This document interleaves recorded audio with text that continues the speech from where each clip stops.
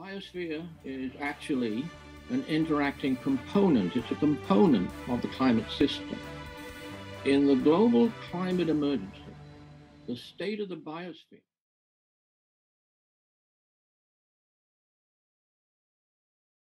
is crucial for stabilizing global climate and the oceans. Recommended paper here, published last year, and a quote: the rapid anthropogenic climate change currently is intimately entwined with the health and functioning of the biosphere. The take-home message for all of my climate emergency presentations is that 1.5 degrees C in this case has globally severe impacts on the biosphere, and above 2 degrees C triggers multiple inter-reinforcing impacts on and from the biosphere. This is a big message delivered by the chair of the IPCC, Hoesung Lee, at the opening of COP26, in which he stated that global warming of 1.5 degrees C and 2 degrees C will be exceeded this century. Climate change causes, or rather increases, multiple degradations of the biosphere. One effect of global surface heating on the biosphere is amplifying carbon feedbacks. They're called positive feedbacks. And they cause more heating and climate and ocean disruption. And this is the top catastrophic risk of global climate change. Climate change and the biosphere interact. The biosphere decline and the climate change are negatively inter-reinforcing. The biosphere, as we all know, is being subjected to a long-term accelerating trend of degradation and decline. Global climate change is impacting the whole biosphere, as well recorded by the IPCC, and this increases this declining trend, pre-existing declining trend. Many of the biosphere degradations feed back on the climate and the ocean. Extreme winds ripped apart backyards. Oh, my tree! No! Here's an illustration of what we're looking at. And it ends up with a land, biosphere, climate oceans feedback loop. We have a degraded biosphere getting worse. Then we have fossil fuels, CO2 pollution, more atmospheric CO2 being emitted. Then we have CO2 feedback from the degraded biosphere, even more CO2. And CO2 goes into the oceans as ocean acidification. Also, and particularly for this presentation, we also end up, due to the biosphere degradation, weakening of the land carbon sink. Even more CO2 being left up into the atmosphere, even more ocean acidification. Here's the headline from the big 2019 IPBES, the Ecosystem Report. Nature's dangerous decline is unprecedented. Species extinction rates are accelerating. This shows the accelerating decline of the land biosphere. This is from the World Wildlife Fund, their Living Planet report. This is their habitat index, and it indicates land ecosystems declining fast. This is from that IPBES report, the accelerating extinction. We're in the 6th extinction event, and this is an indicator of declining biosphere integrity. So it has two images from 1500. I've inverted that to show that this is a declining situation on an accelerating rate, and the more recent ones that we're more familiar with. This is my illustration of all the biosphere feedbacks, and it shows widespread climate change effects on the biosphere, many biosphere feedbacks, which are large sources, and potentially this diminishes the crucial carbon sinks of the biosphere, land and oceans. On the land, we're going to be looking at where most of the carbon is. Most of the carbon is in the higher latitudes in the Arctic, so we're going to be looking at wetland peat, very high in carbon. permafrost, frozen until recently, and the boreal forest. And this is a most recent global soil organic carbon map.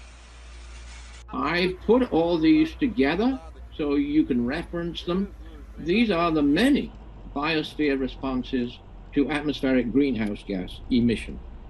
Global emissions are still increasing as fast as ever, and the trend in global emissions is far worse than expected. And it's not going to get better fast because of the failure of the COP26, the Glasgow COP26, recently this year. And this Glasgow COP26 shows that governments have no intention of even cutting back on fossil fuels.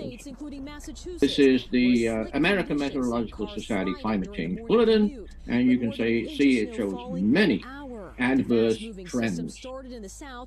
This is from Working Group 1, and it shows the abrupt increase in global temperature, surface temperature, and atmospheric greenhouse gases over the past 2,000 years. From Working Group 1, at the top you see the temperature, and underneath CO2, methane, and nitrous oxide. These are the recent data sets from the Working Group 1. Clearly, it shows they're accelerating. See the growth rate there. In the case of methane, the very rapid and huge concern in the accelerating increase since 2006. Working Group 1 has this image, this record going back 800,000 years from the ice core, and again, the more recent ones that we've seen. This is atmospheric CO2. Back 800,000 years, and the CO2 limit over this time is 300 parts per million of air. It is today almost 40% higher than that 300 ppm limit. It's almost 50% higher than the pre-industrial level. There is an enormous amount of CO2 up in the atmosphere. It lasts practically forever, and we cannot afford more CO2 from feedbacks or carbon sink failure. Another one from Working Group 1 showing that atmospheric CO2 is the highest, as they say, in at least 2 million years. The rate of atmospheric CO2 increase is 100 times faster than past natural and glacial increases of warming. And it's unprecedented in records going back 40 million years. That's the rate of atmospheric CO2 increase from WMO in 2017. This is a very good double data set. It's from the Oxford University Global Warming Index. And so it's last year's global warming. The index conveniently just gives us the global warming from our emissions. And in the green underneath, the cumulative CO2 emissions. They're both accelerating clearly, and note how the global warming is even accelerating over the past decade. We have a paper published last year, which was entitled RCP 8.5, that's the worst case scenario, tracks cumulative CO2 emissions. So we're on the worst case scenario. I do this every few years. Yeah, it's a whole lot of graphs and data sets. This one shows the current data sets for the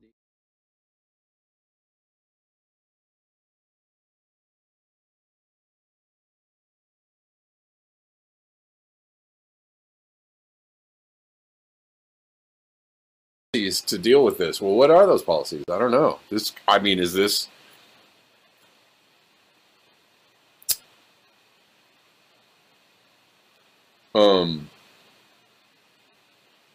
this what are they going to do for this? Are they going to demand people have more babies? Are they going to demand, that there be some kind of the elderly, and they get to this, the elderly are becoming a burden on the system. There are not enough people to generate enough wealth to keep all the elderly alive. That's kind of the gist of this. Uh-oh, what are we going to do? I read that article, they're having this issue in China, or they're talking about it anyways. What does that mean? We have too many old people. What does that mean? What policies? What does that mean? What are the policies? Anyways, they go on and on. They're saying that the population could peak in 2060. First of all, look at this tweet from Go Green. Politicians waiting until 2050 to eliminate human carbon emissions, expecting climate change to compromise. There's no compromise with physics. Go Green, just making the point that needs to be made, that there's no compromise with physics, whether you're talking about an aluminum airliner being able to penetrate steel and concrete, or whether you're talking about the very simple equation of, global warming, putting particles or particulates in the air, causing things to get warmer. Things get warmer, and then other things start happening. It's just very simple science. And so, if you understand physics, if you understand physics over here, you can't not understand physics over here, and it just seems to be, a difficulty with people who are siloed into their whatever it is, their groups of people are siloed into their communities of understanding or whatever. You have, climate science people, and you have truthers, and you have chemtrail people, and you have, shit libs and neo-libs, and you're right, there's just all these like different groups of, and then you have right-wingers. You have all these little silos of thought, Sometimes there's some connecting points in each of those silos. But for the most part, people tend to repeat the things that are repeated in their silos. That is dangerous. It doesn't matter what silo you're in. It doesn't matter whether you're on Rockfin and you're a anti-establishment truther, truth teller, whatever, investigative journalist, or it doesn't matter if you're on somebody who watches CNN all day. Both silos, all silos are dangerous if you just repeat the things that are said in the silo and you don't actually have a connection with the evidence of the thing that you're repeating.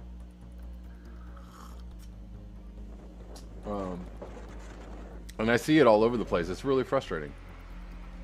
It's really frustrating. Question every source of information you get. I don't care if your source is the Washington Post or Last American Vagabond or Black Bear News or whatever your source. Question every source of, you know what I mean? Like, listen to the source of where you're getting your information. You may agree with a lot of it, but always keep that jaundiced eye open, right? Even on this channel, whatever. Question the source always. Or question, don't believe every single thing that's said and just gulp it down like, tastes good. That's, because you never know. You might get something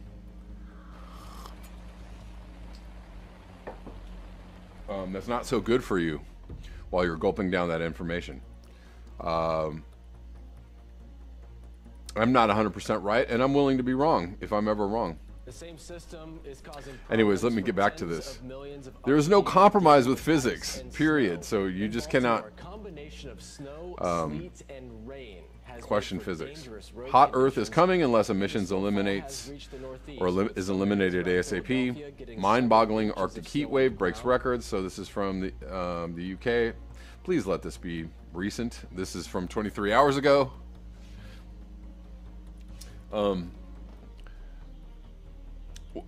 What happens is that the news around climate change tends to carry the same headlines and the same, it's like the news keeps happening year after year after year. The same things keep happening, and sometimes people post a post, and I'm like, yeah, it could be happening this year, it could be happening 5 years ago, and I click on the link, and I'm like, oh, that happened 5 years ago. Or this article is from 5 years ago, thinking that it's a recent post.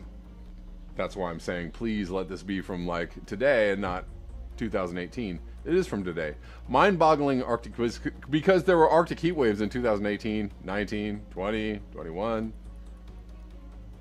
This is a common story these days. If you aren't paying attention. But if you're one of those people that's like, oh, climate change, I'm not even going to read the article. I know it's all bullshit. Well, then you're not in touch with the evidence, so you have no wherewithal to speak on the subject. So don't speak. If you're not in touch with the evidence. Profound heat waves in region will be more common, warns meteorologists. Do you think so? For unexpected climate-related regime shifts in the marine ecosystem, such as those observed in the North Pacific. Deoxygenation, this is a biggie. Most marine organisms can only exist in seawater with sufficiently high concentrations of dissolved O2. Warming of the ocean decreases the solubility of oxygen in seawater. Further warming induces an acceleration of metabolic rates and thus also of oxygen consumption. I alluded to that. A slowing down of ocean mixing under warming transports less oxygen from the surface into the ocean interior, changing the balance between oxygen supply and consumption. Basically, as we stratify the oceans, vertical movement, vertical transport of oxygen, carbon, nutrients, what have you, and that's up and down, by the way, is limited. So an organism at depth may not be getting that oxygen needed. And also, if you have an organism such as a tuna, a marlin, a great white shark that are homeotherms, they need higher oxygen levels. If the DO level, dissolved oxygen level, decreases, they may not get enough oxygen sufficient to run their metabolism. They basically start suffocating. So there are a lot of implications with this.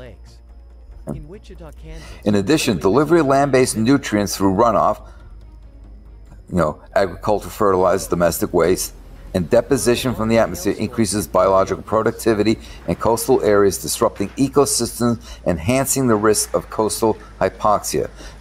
What they're basically referring to is eutrophication, where you throw in so much nutrient, you cause algal blooms.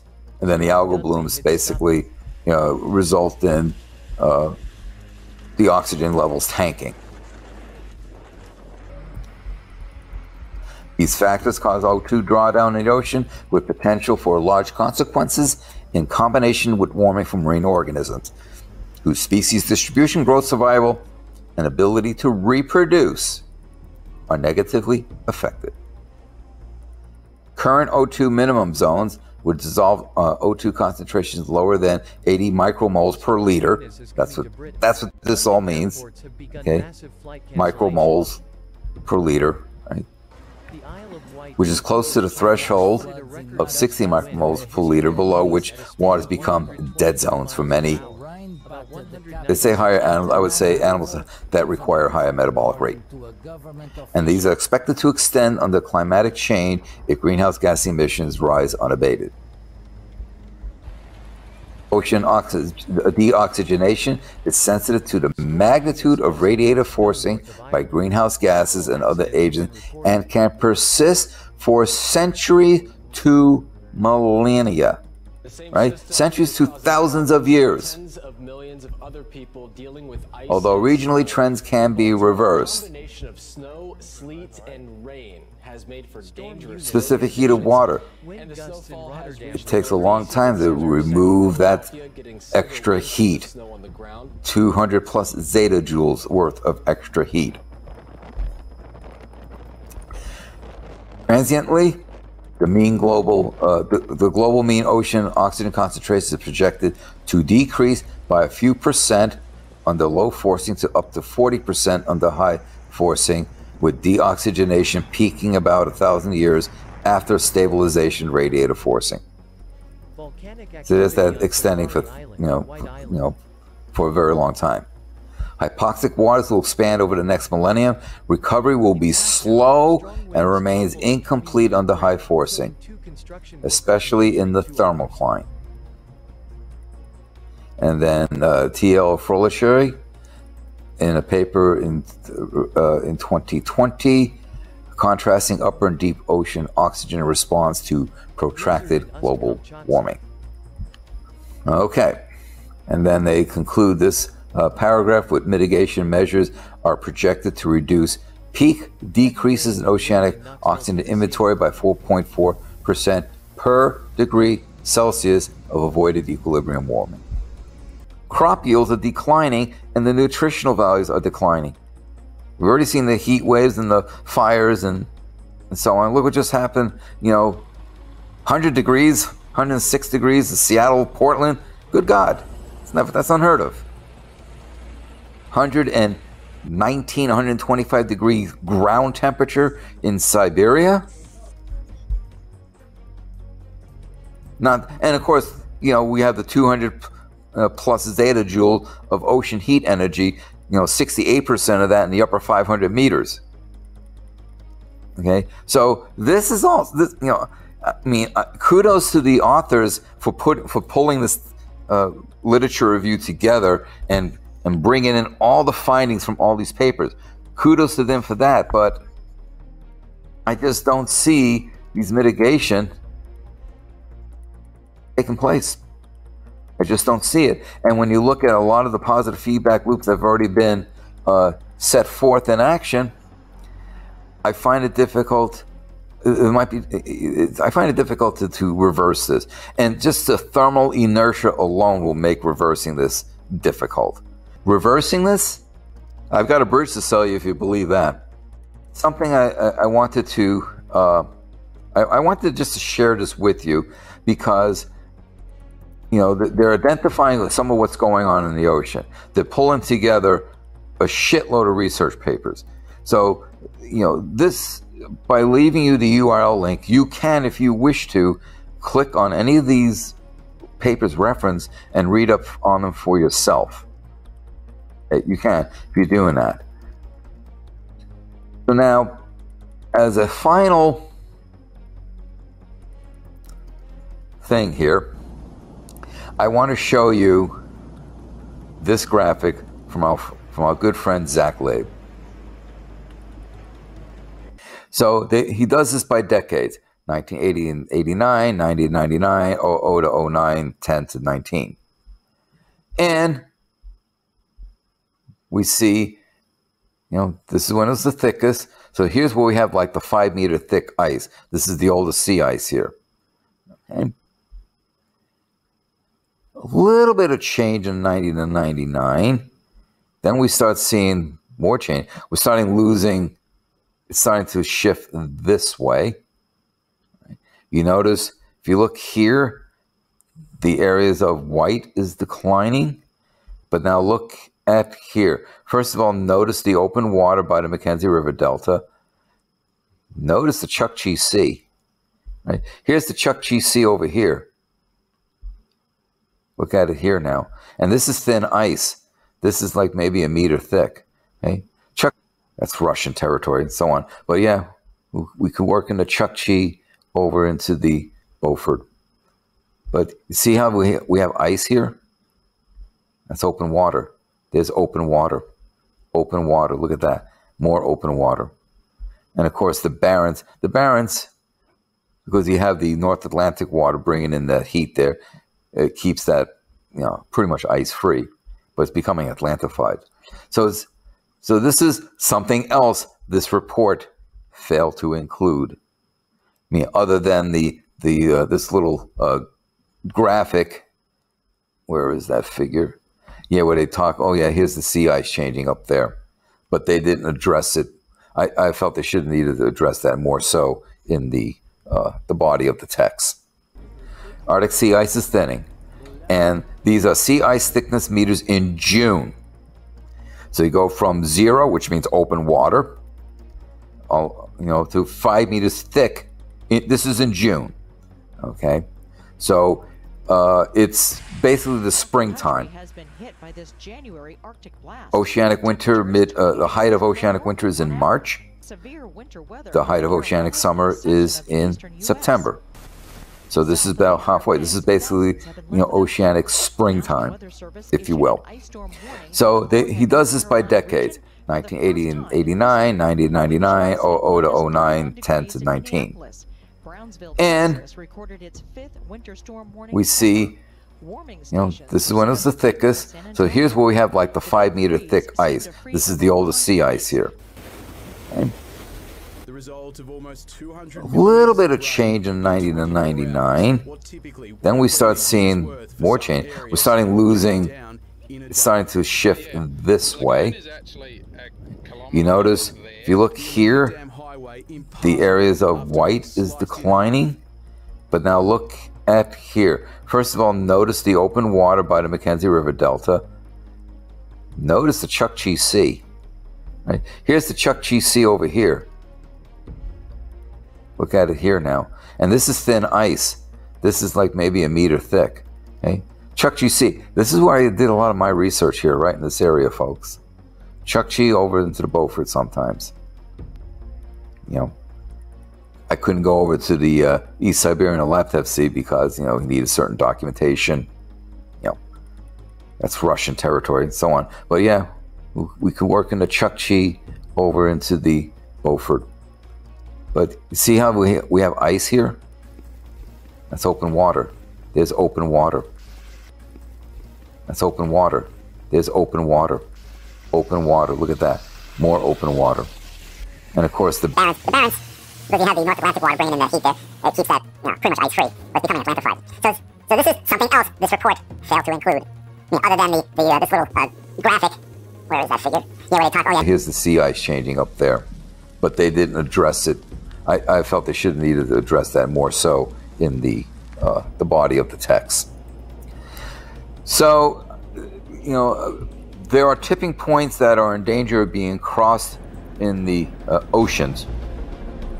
Most people think of tipping points as we get to a certain temperature increase in the atmosphere. Well, there are tipping points in the ocean that could lead to hypoxic zones, maybe dead zone, that could lead to, for example, a permanent El Nino condition and no more La Nina of the ENSO cycle, or that we're seeing, the acidification issues where the CCD is getting shallower and shallower. That's going to kill organisms, but they can't make their tests, their shells. We're seeing the acidification of the corals, right?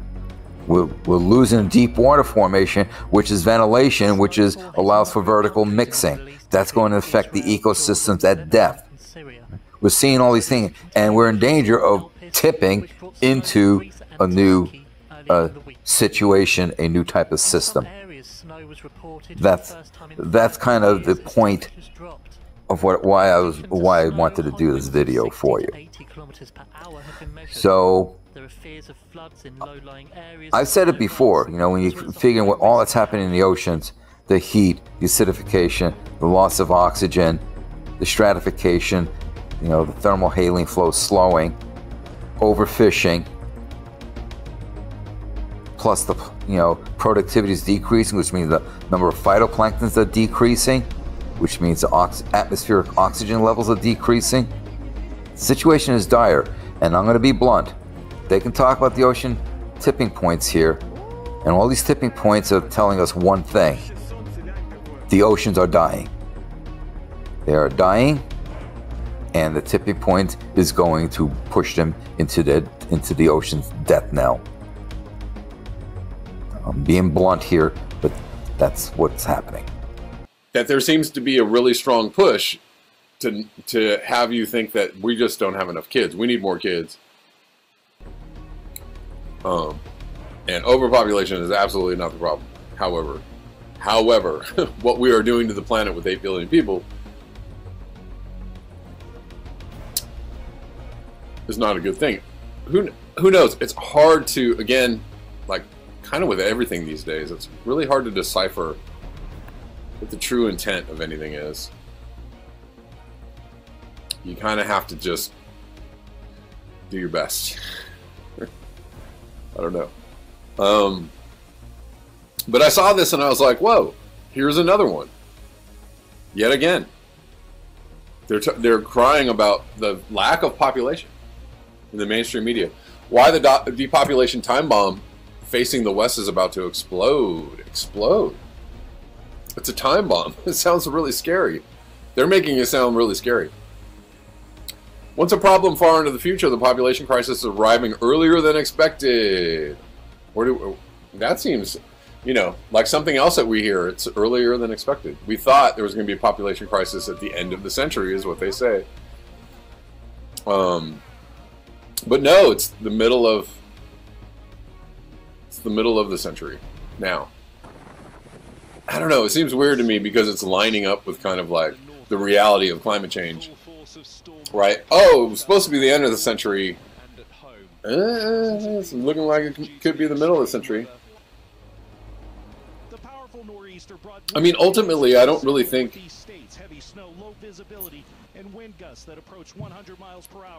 whether it's overpopulation or depopulation, I really don't think we have a lot of say in the end, right? There are going to be other factors that are going to dictate whether our population increases or decreases, and it's not going to be us because we can't seem to.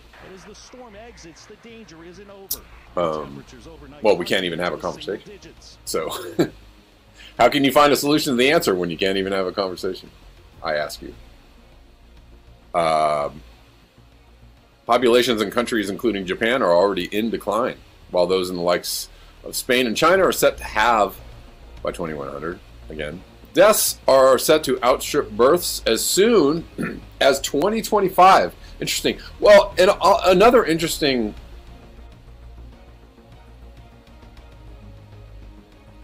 equation in this. I don't know why this is over here.